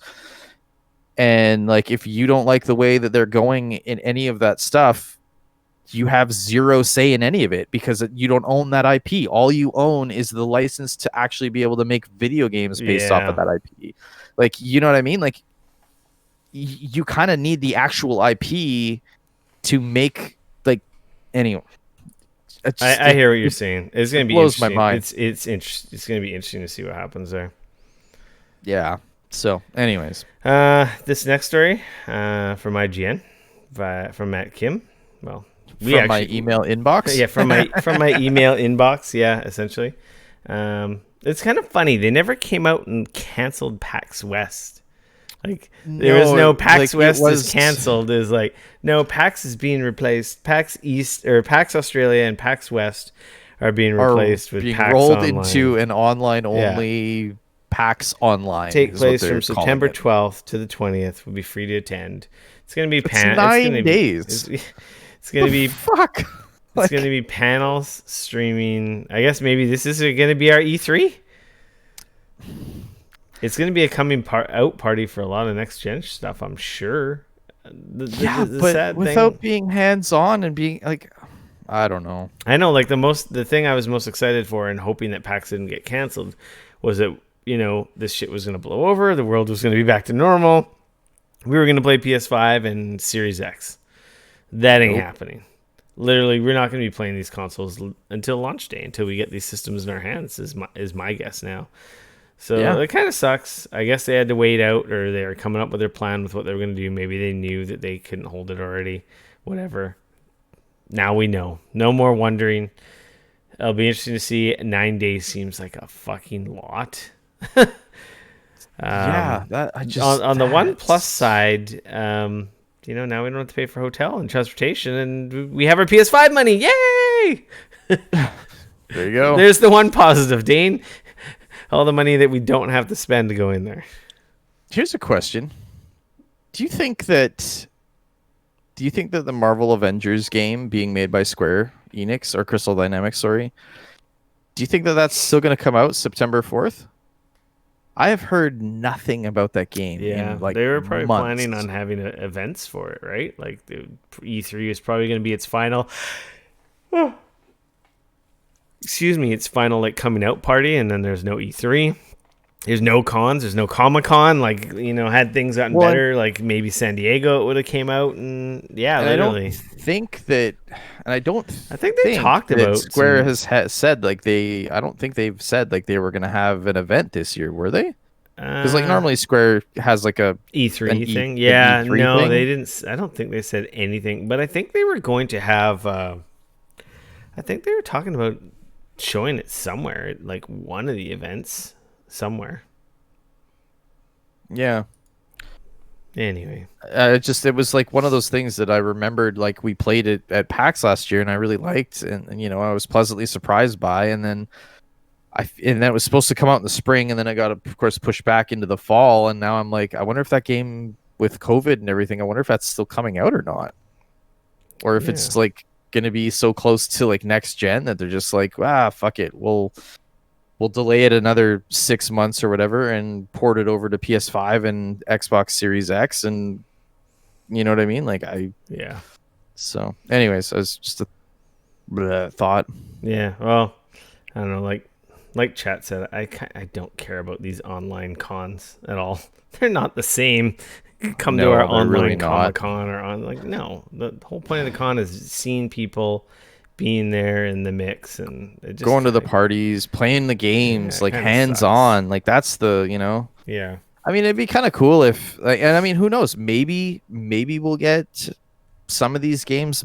They'll release like demos or something on, on the PlayStation Network or on Xbox Live or whatever, and we'll be able to download some of that stuff. I mean, I feel like if you were smart and you were a publisher, that's what I would fucking do. I'd be like, hey, these are some of the shit we were gonna like show you at E3. Either release it to the public or even some media and some press and stuff. Like, hey, here's like. But again, I don't know if like they don't want to do that because at least like, even PAX, for example, like the amount of sort of, oh no, you can't do that, it's not in the game yet or whatever, like to just hand those out to people, yeah. it's got to be pretty polished. So I guess that wouldn't probably work very well, but Um, this next story is from VG247 by Sharif Saeed. We're in our PlayStation news. The PS5 Digital Edition is about offering players choice, says Jim Ryan. Sony touched a little bit on the thinking behind the decision to offer 2 editions of PS5 at launch. The PS5 Future Gaming event was chock full of exciting reveals, but Sony decided to throw an extra surprise at the end, giving us a first look at the box. It turns out prospective PS5 buyers will be choosing from 2 different versions at the console's launch this holiday. One has the standard Blu-ray disc drive, whereas the other does not. The so-called digital edition is undoubtedly going to be cheaper, But why was it made in the first place? Well, according to PlayStation head Jim Ryan, it was all about offering players choice. Man, like I get why this is a story, and I get why people are talking about this. Like, whoa, like the Microsoft is rumored to have an all digital version as well. Literally, this is Microsoft's rumored to be Microsoft's strategy, at least right now. Well, I don't know what it is right now because like I don't fucking know. But their strategy, my understanding, was that they were going to launch with, was it like Lockhart? Yeah, and then the Xbox Series X, like the full-fledged one. And my understanding was that Lockhart is like kind of a 1080p style, and the Series X is like their 4K. Yeah, box. that's right. It wasn't a Series X with no disc drive. It was just No. better than a One X, but Yep. cheaper than a Series X. Right. Going to So, replace the Xboxes existing today, but not Right, so quite they- be the high end of the Series X model. Right. Lower cost option. Yes. But also like significantly toned Different. down Yes. in the GPU area. Apparently, rumor has it that it had the same like CPU, the same RAM, same SSD, but the GPU, so the graphics processing unit, was pared down quite a bit. Apparently it still had ray tracing, but as far as like, if we're going to talk about teraflops, apparently it was like somewhere in the realm of like 4 to 6 teraflops a second versus like 12. So significantly less from a graphical perspective, but my understanding was kind of the idea being like that was going to be their 1080p machine, Series X being the 4K machine for kind of like what people needed. And rumors were that they didn't expect like Sony. They expected Sony to try and hit that $399 price point again. That was kind of where they built Lockhart to kind of hit that as well. And then they built the Series X, which was like, they're just like, we don't fucking care about price. Let's build whatever we want. This is the fucking Homer. Exactly. And then of course when like Sony was coming out that it was being like almost the same, and the specs on it came out, they went, oh shit, now what? So it sounds like, and again, this is all rumor and speculation. We don't know. I don't know fucking shit. We'll probably find out soon. But it sounds like now they're kind of trying to figure out like, what do we do? Like, do we shelve Lockhart? Do we just decide not to utilize it right now? It's confusing. Like, right. Like an all digital version like the PS5 has, that's not confusing. It just doesn't have a disc drive. Exactly. Right. So that makes sense. And like, to be honest, the whole reason it exists is this is the pricing chicken game that them and Microsoft are playing. Oh, you're going to be $399. Well, we're going to be $399 too, but we're going to have a $349 version with no disc drive, so we're cheaper than you. Right. Do you really need the disc drive? Well, pony up extra if you want the disc drive. But if you don't need it, save yourself some money. I personally will get one with a disc drive just for the odd, physical cheapo sale, or to watch movies, right? Or to play your PS4 games that you might have on digital still. Or on disc. Or on disc, sorry. Yeah. For me, it's purely that I don't own a 4K Blu-ray player. So, I mean, I don't own a 4K TV, but you will eventually. I know I'll get one. So for me, I'll get that one because it has a 4K Blu-ray player in it, right? Yeah. And then that way I can play some of the 4K Blu-rays that I have sitting on my shelf that I've purchased because that seemed like the smart thing to do. A neat little detail that was also revealed, if you zoom in on the texture of the controllers and whatnot, or like the accessories for the PS5, it has all like little triangle, square, X, and circle symbols on them. You can't really see it. The PS5 itself, even has them. Yeah, exactly. So it looks textured because it is textured in the sacred symbols, which is kind of cool. There was also some confusion about Spider-Man. I won't lie. This felt a little bit dirty to me. Like, they came out and they showed off Spider-Man, like Miles Morales, and like, don't get me wrong, I'm super stoked still. It doesn't matter, but like, the way that they dropped that in the trailer and everything, they made that out like it was a brand new, like this was an all new Spider-Man game. And like we found out that it's a lot more like a standalone expansion of the existing Spider-Man. Yeah, it's You a know, stand. obviously, It's like the Lost Legacy Uncharted game. yeah, like it's been Hence, ported to the PlayStation 5. It's utilizing all the hot, the hotness, the SSDs in use and so on and so forth, but it's like it's not a ground up brand new from the built from the ground up for the PS5 Spider-Man game. Like I'm sure we'll get that.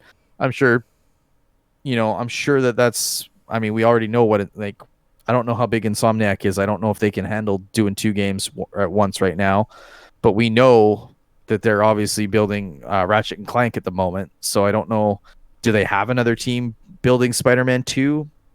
I mean, I have a hard time believing they don't. yeah, But at least right now we know that that Insomniac is working on Ratchet and Clank, right? With a small team is my guess is getting this ready for PS5. So I'm fine with that. I'm sure it's like. oh no, me too. It was the way that they did it. Like even if they would have like during that video said like this is an all new, like standalone expansion of the like you know what I mean? Like they could have like it did come off a little disingenuous, and I felt like they could have been a little more open about that, and it felt a lot like people calling them out on it and then them kind of going like, well, actually, you know what I mean? Yeah. So I don't know. It didn't have a 2 on it, so I knew there was something different about it, but whatever. Fuck, Spider-Man's so good. I'm fine with it. Hey, like I said, I'll be super stoked to play more Spider-Man, and Miles Morales he's my fucking dude. Like I love that guy. He's awesome. So this next story is from Eurogamer by Tom Phillips. Everything announced at the Pokemon event today. God damn it. My browser is killing the stream. Like literally when I open links, I get dropped frames. I don't know if it's the fucking flash ads on these sites that are just like using Chrome. I'm using stupid Chrome, but I've never had problems until today. All of a sudden, magically, I should have rebooted after my webcam issues. Sorry, I'm just getting in the weeds here. But like I noticed every time I open one of the links, skipped frames, the stream like chops up. Yeah, really. I find nowadays Chrome is like nom nom nom. I want all your memory. Nom nom nom. Yeah, and I'm scared to go into Task Manager because I don't want to break anything. But whatever. Yeah. Today's Busy Pokemon Presents live stream had a flurry of announcements. Most notably, the return of Pokemon Snap after a 20-year hiatus. That's pretty exciting. No date, but that's coming. There's Pokemon Smile app for getting kids to brush their teeth. Pokemon Cafe Mix is like a Pokemon puzzle cafe game for Switch. It's free to play, but I believe it has in-game microtransactions. There was some Pokemon Go stuff, like Mega Evolutions are coming, new mythical creatures. No, Truntus, I did not install Pokemon Go. I will not install Pokemon Go again. Not until the home functionality comes. And then they ended with like, hey, we have a lot more to say about the future of Pokemon, which, everyone's pretty much figured out. It's going to be the next Pokemon game after Sword and Shield. And that's next. They're going to have another presentation. Of course they're going to make another one. They're going to have an announcement of an announcement for next week. So next week they're going to have something else. Oh, jeez. I assume to do with the next Pokemon game, like full proper game, which is kind of exciting. So Pokemon Snap, that's cool. That's a fun game. I could play more Pokemon Snap. I actually I played a fair bit of that on the 64. And in terms of Xbox news, Xbox came out on the Xbox Wire site. This story by Will Tuttle, just a breakdown on how smart delivery works, because everyone's assumed and they're like, it's going to be like this. It's going to be like this. It's this. It's this. It's this. It's this. Well, Microsoft just basically spelled it right out. And the bottom line is if you buy a game on Xbox, you're going to get the best version on whatever platform you're playing. You're essentially buying it like on a PC. Yeah. So like if you have an Xbox, like we've always said, not very confusing. You just turn the details up. If you have it on an Xbox One, you got to turn the detail down. Like it's literally that simple. Like But yeah, people, I don't know, like there seems to be some challenge here. So it's Yeah, cool so that they some like cut this and said like, hey, this is exactly how it will work. No more confusion, hopefully. Um, yeah. yeah. So for example, if you buy Cyberpunk 2077, like this idiot over here who bought the system, You are when an it idiot. launches on September 17th, you'll be set to explore Night City on Xbox One. If you pick up Xbox Series X at launch's holiday, you can play it there too, in compatibility mode, picking up exactly where you left off.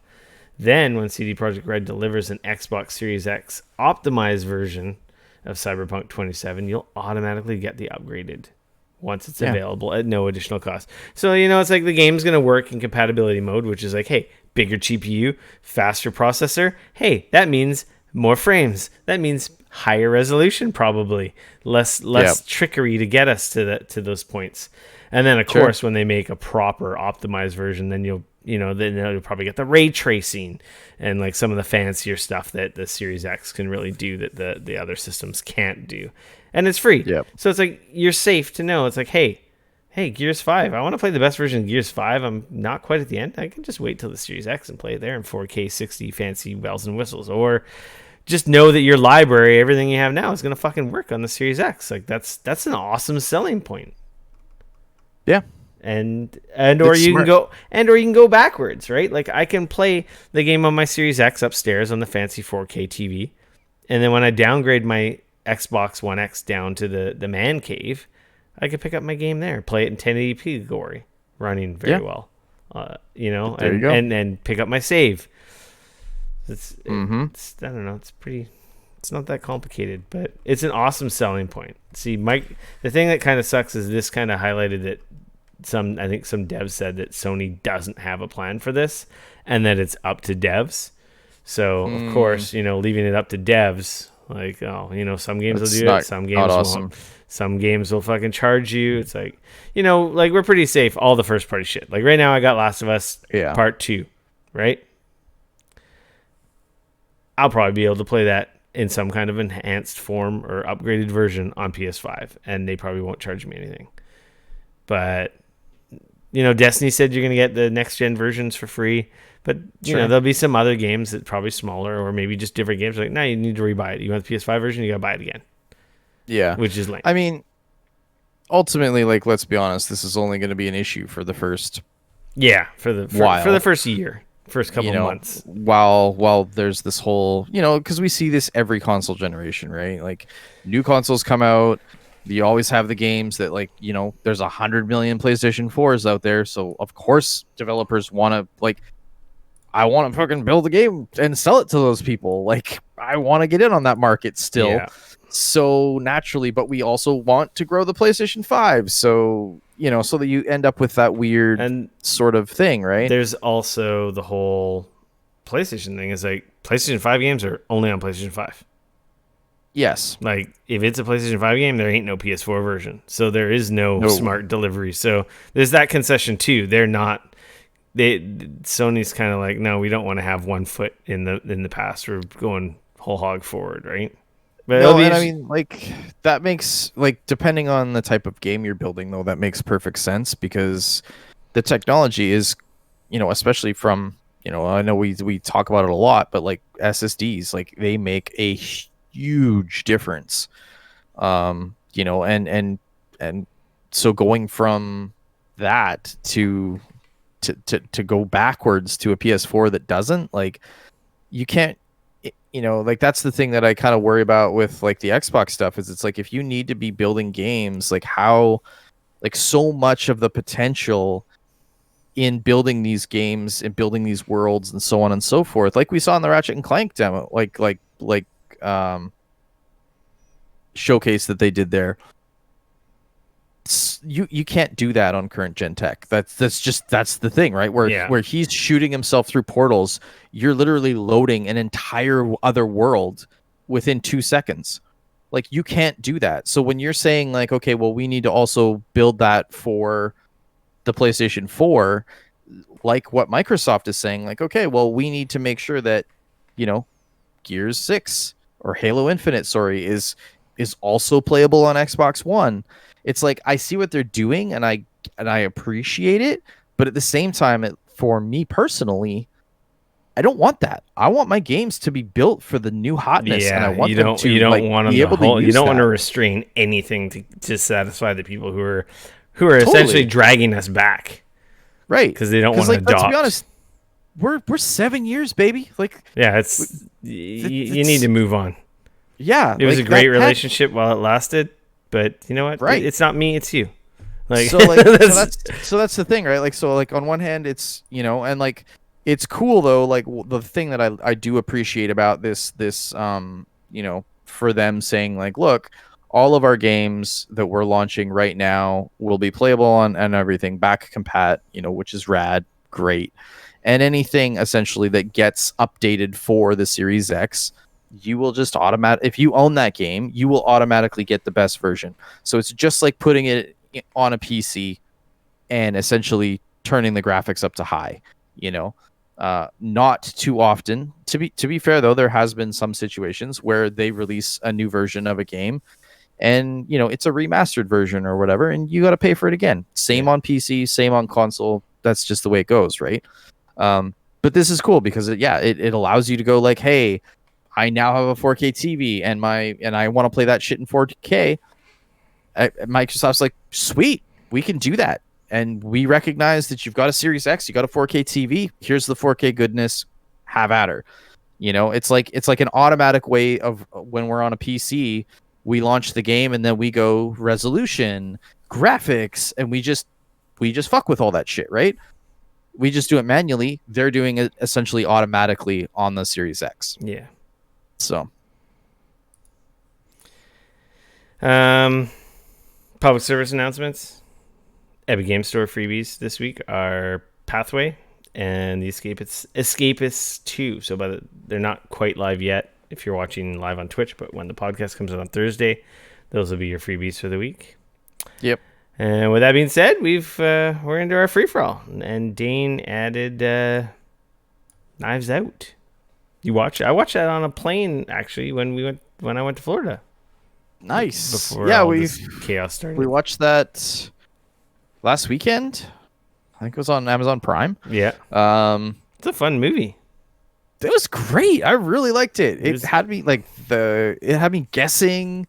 Like I kind of like it was cool because like You I thought was you like, had the twist figured out, and then yeah, I was they're like, "Ha!" oh, okay, cool. And then so yeah, I mean like what a cast. Holy shit. My wife didn't like it quite as much I think as I did. My wife didn't like it either. She started it on the plane, and Yeah. then she stopped watching it, and I'm like, "What are you doing? This movie's great." Yeah, I really liked it. I thought it was great, and like I said, the performances were great. I thought the casting was like killer. It had been a long time since I'd watched a good sort of whodunit. I love that like all the people in that movie are like, well, the family in that movie is just a bunch of fucking assholes. Oh And, like God, everybody, they're terrible. oh That's my why. gosh, like That's why he did the Um, thing that he did in the right, like the screw his oh. family because they're a bunch of douchebags. So, but no, it was just it's like I said, if you haven't It's watched it, dark. you've been on the It's fence, like, funny. It's yeah, entertaining. It's got that dialogue. yep, totally. What's It his was nuts? smartly written. What's the freaking actor that plays James Bond? I'm losing it. Daniel Craig. Daniel Craig. He's fantastic in it.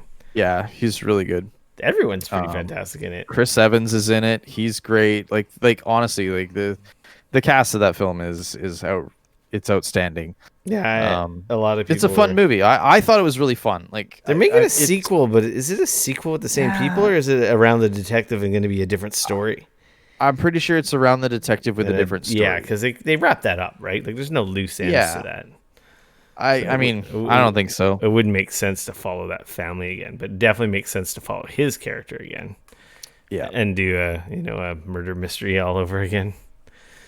But no, seriously, yeah, go check it out. I really liked it. It was a bit awkward in moments, and I think that was the stuff that my wife had a hard time with. Like, it was that awkward sort of. She was like, "Ah," and it kind of made her, I liked it. I thought it was great. Oh yeah, I was laughing. I thought it was awesome. I thought it was Yep. great. I'm like, what's Yep. wrong with you? I just added on the outline here Star Wars. Since last we talked, I've watched literally 7 of the 9 Star Wars movies Wow. with my daughter. She wants to Great. watch one like every night. We've watched 2 one day or whatever. Okay. Screw you, don't judge me. Screen time doesn't matter. It's a pandemic. We had Star Wars stories, right? We have these Disney 5-minute Star Wars stories. And like one of her favorite stories is the Trapped in the Death Star. And she has so many questions. Like, who's Ben again? Oh yeah, Obi-Wan. Okay. Who's Boba Fett? Who's his dad? Who's Darth Vader's Anakin? Like, she's asking all these questions and she's getting it. Right. So we just before we came down to record, my wife didn't know what movie we were on last, and she wanted to start watching it. And it was we're on episode 8, The Last Jedi. And then she's like, "Oh, why are they attacking the rebels?" And I'm like, "Oh, because they destroyed their base." She's like, "Oh yeah, they're mad because they destroyed Star Killer Base." And I'm like, "Yes, you are so awesome, you 4-year-old remembering this like awesome shit." It. Yeah. She really likes the Clone Wars, the second one with Anakin. Oh my god, the prequels are I like. The prequels kind of have a dense political story that's all unified. Yep. But the relationship between Padme and Anakin's fucking it's so bad. It's painful to watch. He's a creepy stalker spaz boy. And it's such bad acting. Their relationship doesn't build at all. Not for one fucking second could you think those people were in love with each other. It is it fucking feels bad. Wrong. Yeah, and it does feel wrong. She's a cougar. He's like much younger. Not that you can really, they don't seem that on the screen, like age-wise. They don't seem that as different as the story portrays, because she's like a teenager when she meets him when he's like, what, not even 10 or something? Yeah, I can't remember I don't remember if they specifically say. She's a pretty young queen. They're like, she's the youngest queen in history. 16 or something like that, like, to be fair, but still. Like, young Anakin's acting is fucking terrible. Like there's so much unnecessary scenes. Like, Ewan McGregor's, he's great. Like, yeah, he's awesome. Liam Neeson was great. The little that he had. Sam Jackson is actually not bad as well. Django's not bad. Dooku's not bad. Senator Palpatine is he's terrible too. Like, he's not even really a good, like, his transition is bad. Anakin's transition is bad. It's just so but there is some good parts in each of those movies. Yep. But there's so much bad at the same time. Like I said sort of before when we talked about The Last Jedi, the one thing that really stood out to me after watching The Last Jedi and the last trilogy, right? Like the last 3 movies that they made, was this distinct vibe each era has, right? And like, obviously, like, one could say, like, well, of course, like, the original 3 was filmed ages ago and blah blah blah, right? But I just mean from the world itself. Yeah. Like the original the prequels, 1, 2, 3, that world, it's like the Jedi, they're these incredible, like, they're all over the universe, they're this huge force. The world is like the Republic. It's like it's almost a bit of a utopia, if you will, right? Like, all across the galaxy. Like, obviously there's some trade stuff going on, and there's some stuff happening in behind the scenes. But like, overall, like, it's crazy. Like, you see that the first time they go to the city, golden era. Like, everything's fine and dandy.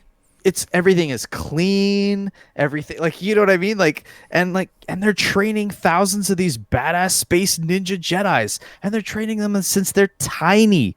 Like, the difference between what Rey is going through in The Last Jedi versus what Anakin and Obi-Wan are doing in the second and third movies, those dudes are fucking leaping multiple story buildings in a single bound, and like grabbing shit and launching it, and like, and the Force, like, it just feels like it flows through them without even like they're not even trying. Like, it's just, Yeah. it's part of them, you know, like they've been trained and it's just everywhere. And then of course the middle movies, the original three, it's this, you know, they're all fucking murdered. There's no Jedi left. There's no, like, it's, you know, the balance, quote unquote, has been brought back to the Force. This is the time that's dark, and it's like, but they're the most unified, movies, contained story with a good amount of characters, and it's not complicated. Sure. Simple plot lines, simple through lines, good tone. There's some comedic, like, you know, sure moments, but just the world vibe, though. It's like, it feels like they're under a dictatorship, because they are, right, and they do a great job of showing that. And the interesting thing is that when you watch the last three now, you know, The Last Jedi and the last three movies that they've made, those feel so weird to me now, because it's like, they're not the utopia of the Republic anymore, but they're also not this dark, twisted. It's better times, but it's like, it's just all over the place.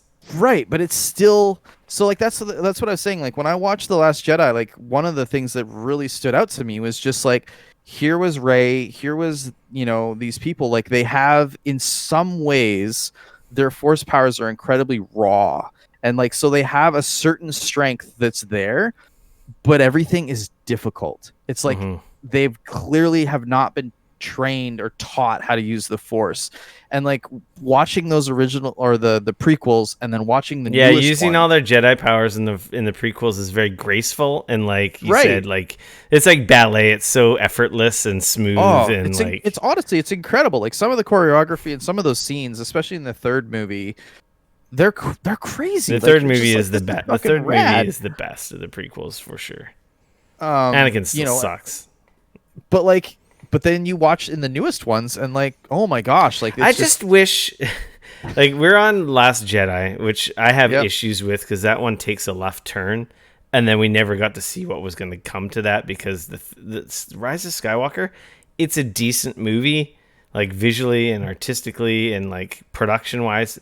The new trilogy is top notch. Like, there's, but the story, it's like three different movies. Like, there's between the three movies, it didn't feel like somebody wrote, these are the three movies, and the character development, and like, having different directors and whatever didn't really matter, but like, this is kind of the overarching story. It felt like they wrote one, like, and then somebody else came in and they're like, well, I'm going to write this. I want to do this. Somebody else came in I and want to leave like, my mark on Star Wars, and it was designed by committee, but with very poor oversight. I don't know. They kind of lost their way with the second movie, and then like the third movie is just like, everything just wraps out. Everything works out. Luckily, there's no like skill, or like, everything's just, oh, the Emperor's back. Oh, well, we need this thing. It's all just like fluky, lucky scenarios. Like, I watched a breakdown of the movie, and it's like, no, they just tie up all their loose ends with like no effort. It's just like, oh, we just happened to land on this planet. Oh, we just happened to do this. Oh, we just happened to do that. It's all like, isn't this a happy coincidence? Yeah, it's like, just, it's not, none of it's fucking earned, and it's unfortunate because I like the last three movies as different separate movies. There's parts I do and don't like in each of them. I definitely like them better than the prequels. I just feel like the new trilogy was just a lost opportunity, because with the production quality, the characters is like, the first one's fantastic. The only thing I don't like about the first movie is it is a little bit New Hope remastered. I don't like it. It's not a little bit. It is literally like they remade the New Hope. I don't like the whole Star Killer Base fucking Death Star thing again. Like, it's really like, that was the whole arc of the original trilogy. Like, do something different. Like, why can't you just be a powerful, oppressive force with tons of ships? Why do you need a planet killer base? No one fucking respects it anyway. You just blow up lots of people and make everyone upset, and they hate you more. Like, but anyway, that's neither here nor there. I just love the production value. I like the characters. Like Ray and Finn's relationship was something that never panned out, which was really disappointing. They could have built on. There's some highs and lows of Ray and Kylo all over the place. Like, you know, their Jedi space talking, that was awesome. I really liked that. That was so cool how they were interacting with each other like across the galaxy in different locations. That was cool. That shit was awesome. Yeah. And I don't feel like they did enough of that. Just the overall, it needed a simpler story, less characters. They just kept tacking on more characters. Like, who gives a fuck about you and you and you and you? Like, I don't want to say names because I don't want people to get too upset, but they introduced so many characters that they're not center to the plot. It should have just Rey, Finn, Kylo, the Rebels, and First Order. We didn't need to know 10 different rebels. We didn't need to know 10 different Imperial guys. Just every movie they kept tacking on a new character to sell a new fucking action figure or something, and it was just like they weren't developed very well. They didn't have, I don't know, there's like so many, it just sucks. It was like a lost opportunity. They could have had an awesome new trilogy that could have outdone the original 3 with the awesome special effects, art direction, acting, characters, and everything. Super tied up, like awesome bow. Like, here's a fucking awesome trilogy. And they kind of blew it. Like, the movies aren't bad by any means, but they blew a bigger opportunity to do something awesomer, and it's kind of disappointing. But either way, honestly, and I know this is like super not, a lot of people are going to hate at me for this, but as a 3-movie trilogy, I think that the prequels are a better 3-movie trilogy than the newest ones. I think that they're more cohesive. They felt in terms of a story perspective and the characters, yes, because they knew where they were going. I mean, I'm not talking about how bad like the acting is and like some of that stuff. Like trust me, like